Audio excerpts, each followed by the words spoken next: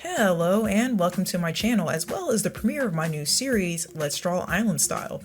For those of you new to the channel, I'm your host and artist, VeemonTamer, and I'll be your guide through this crossover art journey that takes us on a nostalgic tour through gaming history. While reimagining some of gaming's biggest stars in the beautiful aesthetic inspired by my favorite game, Yoshi's Island, we'll also talk about my thought process behind each piece and how each gaming series inspired and impacted me as an artist. Let's go ahead and get started. Alright, so this week we're starting with Mario, but before I start talking about any character specifics, I kind of want to dive into what exactly Island Style is. Island Style started as a personal challenge to myself. As a kid, I was always obsessed with the Yoshi art style. I especially loved how it looked later on in the Yoshi Topsy-Turvy era, the touch and go Yoshi's Island DS. It had more of a bold, vibrant, painterly look to it. As a kid, that's kind of an art style that I've always wanted to capture, so as years went on, I gave it a few shots here and there, and none of them were successful, so I kind of left it alone for a while, and I came back to it as an adult. I figured I'd use the Smash 64 roster as my test subjects.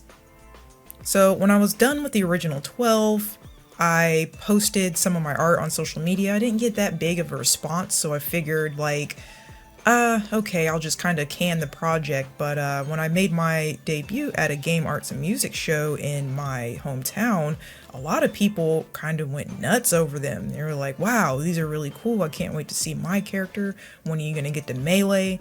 So I decided to pick the project back up 2 years later, but by then my art style had improved so much that the contrast was very jarring to look at my earlier works and my current works. So I scrapped the whole project and started completely from scratch and decided that I was going to do the entire Smash Ultimate roster in this style, and it kind of became a thing from there. So we'll move on and start talking about the piece now. I think one of the most notable aspects of the Yoshi's Island art style is the super bold and chunky outlines, as you can see I'm doing here. I'm also prepping by laying down the base colors for the painted layer on top of that. This is my third time drawing Mario. It's a redraw of one of my older pieces, kind of using the same pose and also refining the style a bit to look more like his actual concept art. So sometimes you can reuse old assets. So in this instance, I'm going to be using my older piece to color pick from, so it's easier to color. And one of the reasons I had to redraw this completely from scratch was because the older piece is in a lower resolution. It's not 300 DPI, which is why you look at the two, you can see the one in the back is slightly more blurry. So what exactly was it about the Mario series that inspired me as an artist? If you were to ask anybody what the most influential Mario game is to them, you'd probably get varied answers from the mainline games, such as Mario Bros. 3, maybe Mario World, maybe Mario Galaxy, or even the most recent Mario Odyssey. I'm gonna go ahead and be the odd one out, and I'm gonna say the most influential Mario game to me was probably Mario Paint for the Super Nintendo. Now I know that answer sounds kind of biased, like you only chose Mario Paint because you like art, but it's actually the other way around. I think I am an artist because of Mario Paint. This game opened my eyes to many possibilities when I was younger. In the late 80s and early 90s, gaming faced a problem that we wouldn't even be able to imagine today. News medias were reporting that gaming seemed like it was going to be a dying form of media. Of course, Nintendo came along and proved that wrong 2 times, once with the NES and then again with the Super NES. As with anything rising in popularity, you'll always have some kind of backlash and naysayers.